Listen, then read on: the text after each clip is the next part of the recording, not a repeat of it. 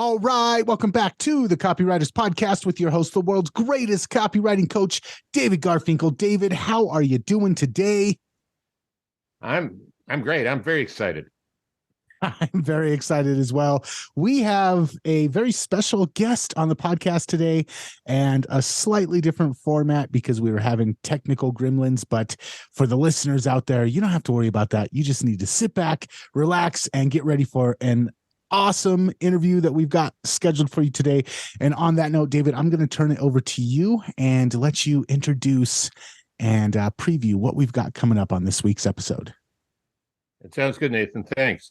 So if you've ever wondered what a metaphor is and how to use metaphors in your copy, today you will get your questions answered because I have a guest who I consider to be the reigning expert on that question, Ann Miller.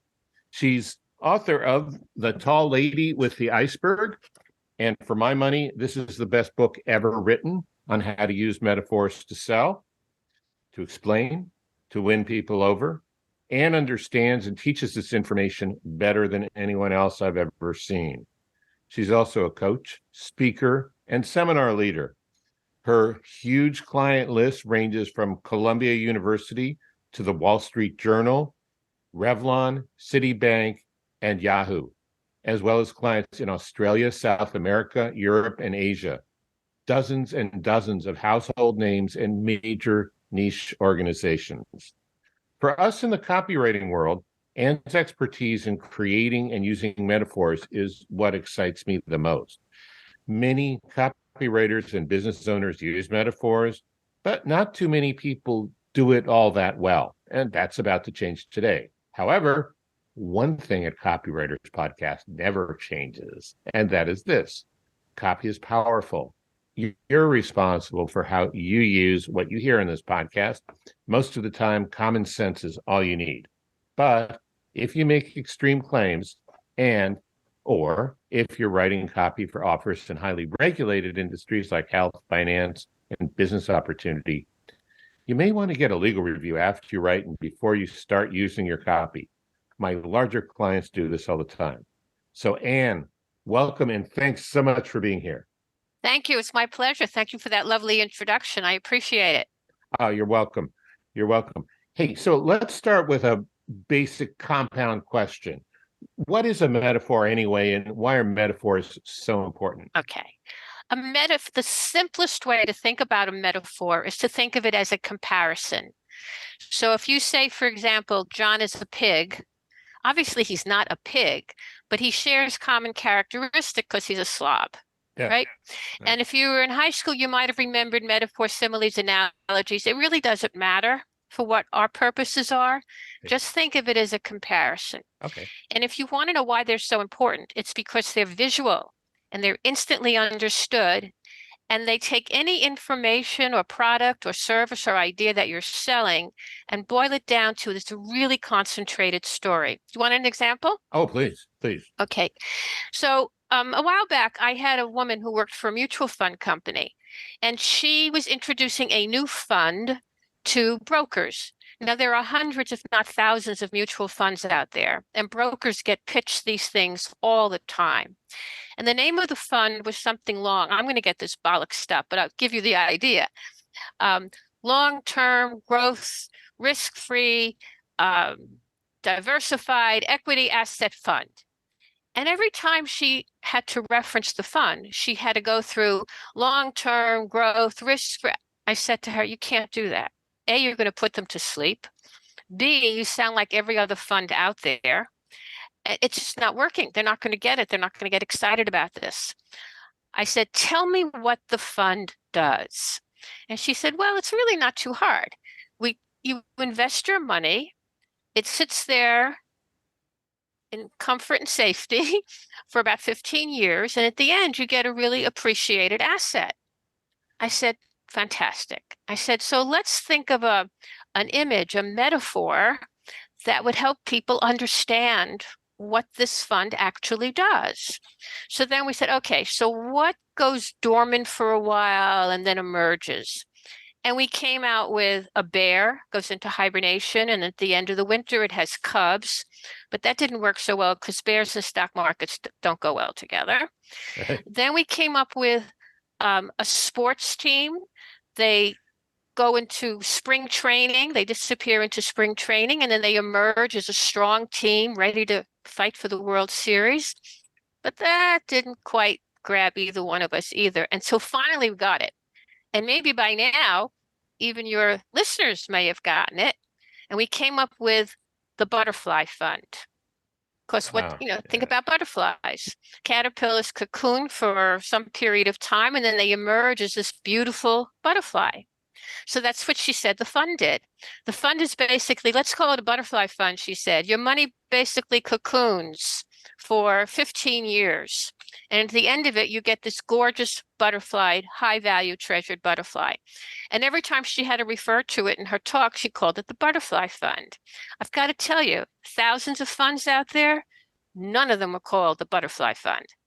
Memorable, visual, instantly understood, nailed it.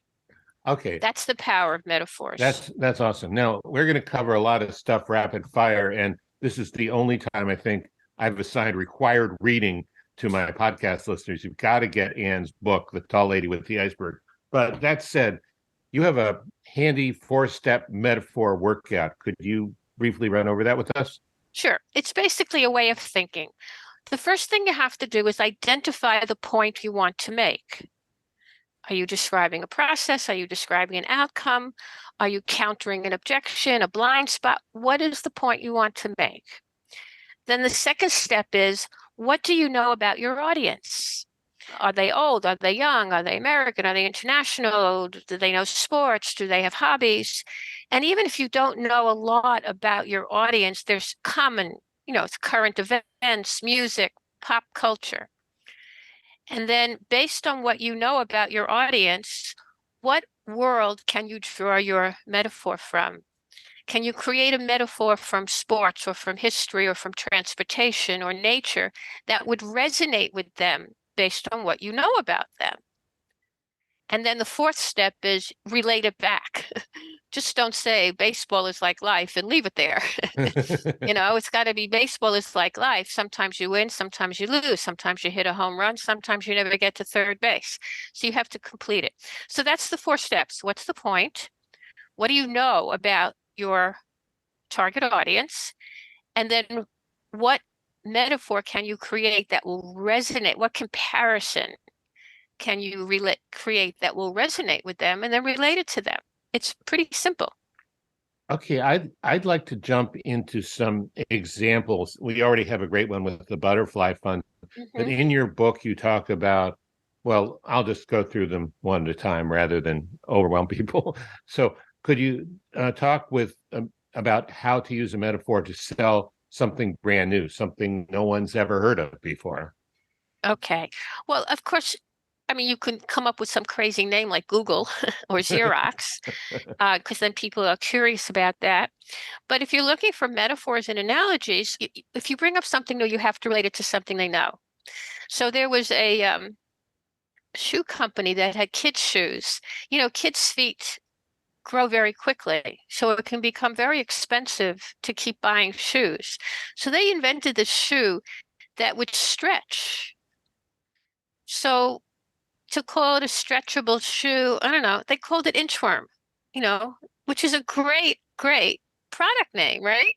Yeah, that is great. There's even that song, Grow Little Inchworm, right? Oh, everyone's right. familiar I with hadn't it. even thought about that. Yes, absolutely. That's very cool. Or if you're coming up with, like, when the famous example is Steve Jobs with the iPod. If he was to explain it technically, what this machine is, what it does, it would have confused people because they don't understand that. But when he said it's 1,000 songs in your pocket, bingo, everybody got it.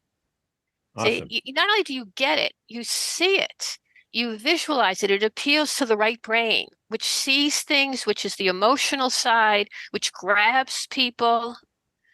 So, Yeah, yeah. one of the things I've said is you almost, unless it's a physical touch, you almost need to have an image in order to evoke emotion. in Right. a reader or in a prospect. Yeah. How about to simplify complexity?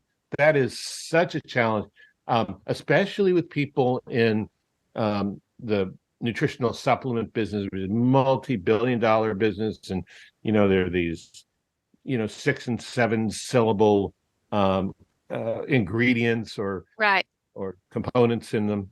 How do you? What's an example of Mhm. simplifying complexity? Well, one of the things that's very complicated to explain to people is investments, what kind of strategy you should use, retirement strategy. And you can explain something very logically and very clearly, even like the supplements, explain exactly what's in them, why it works, etc. But there's still a distance between what it is and my emotional reaction to it.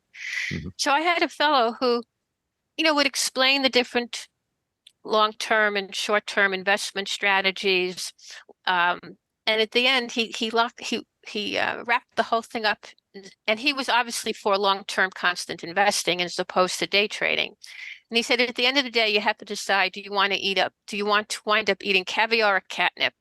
Oh, Okay, that's good. yeah. And the thing about even the supplement world, I mean, he put it at the end. If I were writing copy about investment strategy, my headline would be caviar or catnip, Mhm. right? Because right away that conjures up images, and it's also arouses curiosity. And then I would explain everything and say, again, with investment strategy A, you'll get the caviar. With B, you risk getting the catnip. Which do you want? That sounds like some of the more rogue financial copyright. You would have been a good copywriter if that's all you did. I'm sure when you wrote copy, it was great. Um, okay, so emphasizing uniqueness. How do you use a metaphor for that? I had a situation where somebody was competing for something, Mhm. and they said the person just saw them as commodity. Well, you're just another nutrition company. You're just another money manager. You're just another fill in the blank. And this person said, let me ask you a question. Do you have children? Yes, I have children.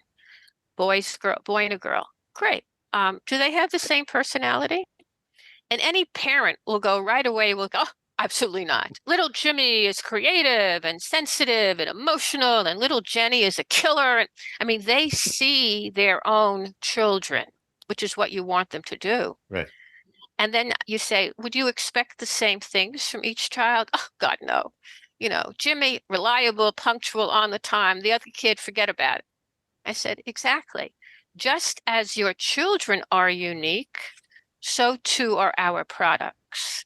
And this is why clients choose Oh us. God, that's See, irresistible. It's like I surrender. That's so good. That's good. it's just a matter of getting into what do they know? What would they respond to? And Mhm. tap that, as opposed to, I have this high need to tell you all about my product. Well, you've already given a great example with the catnip and the caviar, but do you have another example about how to use a metaphor in a headline?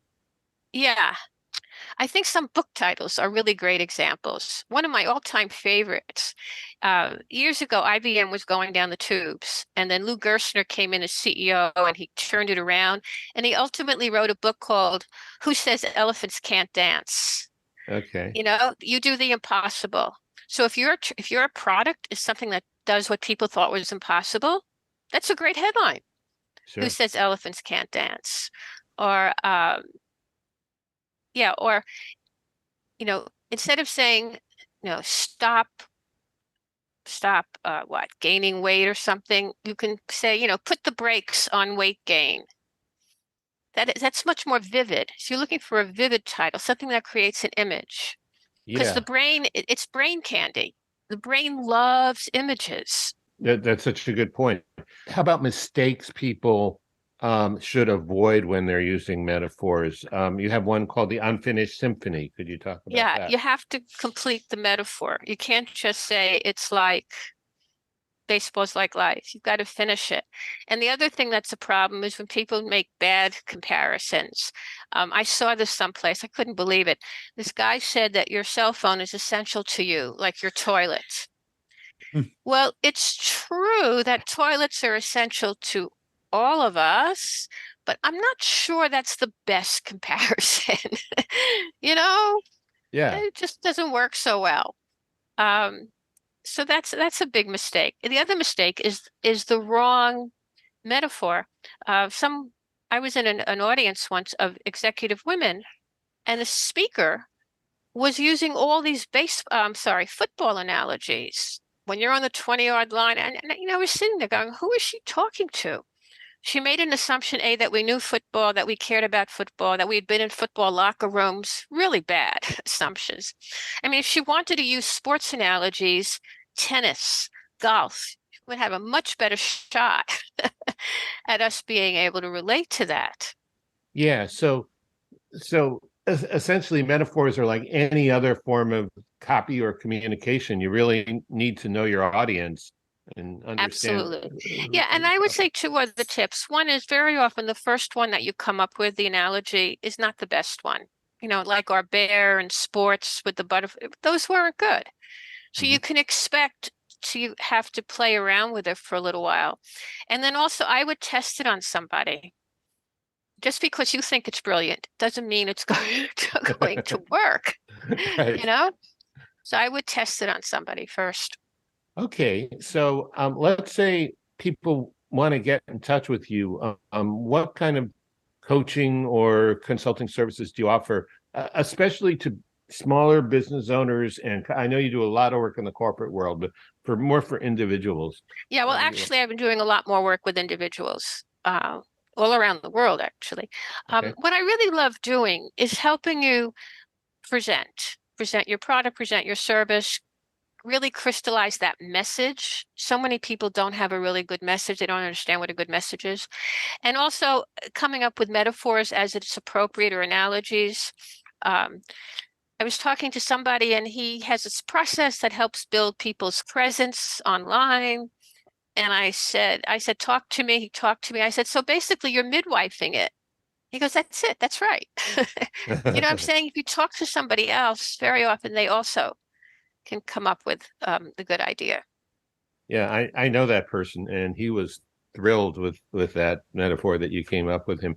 But you actually do more than just metaphors, right? I mean, Oh yeah, that's what we focused on today, but you've been a sales trainer, speaking coach. yeah. I do a lot of sales. My focus these days is to do the presenting, the messaging, the presenting, cleaning up the PowerPoints, making them work, making your message flow. That's what I love to do. I'm sort of, I would say, semi-retired. I don't do the sales training anymore. I Okay. moved up to the Hudson Valley. I'm very happy here. And I Yeah. just love getting people's communications, successful, making them win.